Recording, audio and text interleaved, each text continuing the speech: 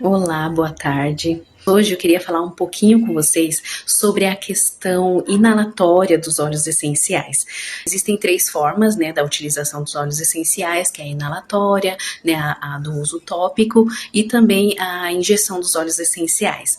E quando a gente tem algumas questões emocionais, a gente sempre indica que a pessoa utilize o óleo na forma inalatória. Então, algumas vezes a gente indica alguns mix, né, de óleos essenciais e a gente explica que aquele óleo não pode ser ingerido, né? E a pessoa fala, não, mas eu quero um que eu tenha que tomar, porque as pessoas, elas acham que sempre precisa tomar alguma coisa, né? Então eu vou esclarecer, porque essa pode ser, a gente explica, né, para o cliente, mas pode ser a dúvida de outras pessoas. E o primeiro ponto que eu quero falar sobre os óleos essenciais é que eles não têm nada de místico, tá, gente?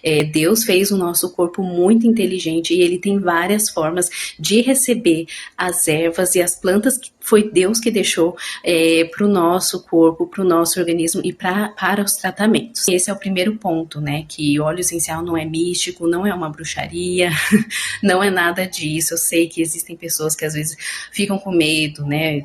De estar utilizando. A gente pode até tomar uma gotinha para auxiliar, mas através da inalação, quando a gente tem questões emocionais, a gente tem uma resposta mais rápida.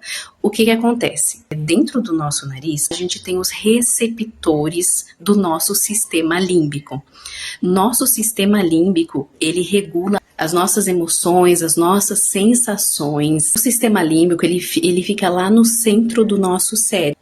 E ele interage, né, com a produção dos nossos hormônios, dos neurotransmissores, das sensações e até mesmo da nossa memória. Então, quando a gente inala essa molécula de óleo essencial, ela se liga ao receptor do nosso cérebro e lá ela vai fazer a modulação das nossas emoções. Então, eu vou dar alguns exemplos aqui de como que isso acontece na nossa vida e às vezes a gente não faz nenhuma ligação. Quando a gente sente um cheiro de comida, aquele cheirinho gostoso, o nosso cérebro, ele entende que ele precisa daquilo, ele já manda produzir, né, a saliva, que tem as enzimas digestivas, né? O nosso estômago já produz o ácido, né? Tudo isso em menos de um segundo. O cheiro, ele é um gatilho. E quando você sente cheiro de alguém, né, de uma pessoa, você sente um cheiro, você lembra de alguém, ou você lembra de uma época da sua infância. Às vezes eu sinto um cheiro e falo, nossa, eu lembro desse dia, o cheiro da avó, cheiro da comida da avó, né, não desperta a saudade, mas também desperta a sensação de alegria que você tinha, a sensação de paz, né? Isso é o cheiro que despertou o nosso sistema ali. Existe também a situação inversa. Vamos supor que você está dormindo e de repente você acorda com um cheiro de queimado, de fios queimados, e você leva um susto, né? O seu coração acelera, você já fica ali em estado de alerta. Tudo isso acontece por causa de um cheiro, né? Em milésimos de segundo, você tem toda essa reação. Existem muitos estudos científicos sobre os óleos essenciais.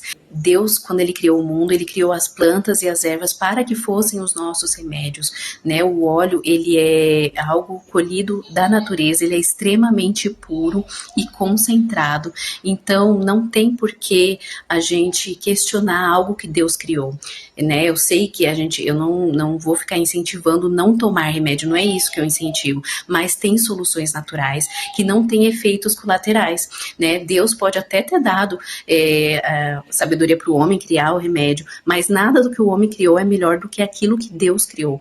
Então a gente tem que sempre buscar as opções naturais, sim. Nós somos parte da natureza, as plantas são naturezas também, e o nosso corpo, ele interage melhor com coisas que também são naturais. Por isso que não tem efeitos colaterais. Todo remédio que você compra, você tem lá a bula falando dos efeitos colaterais. Os óleos essenciais não. Mas é claro que você tem que ter alguém que saiba usar, né?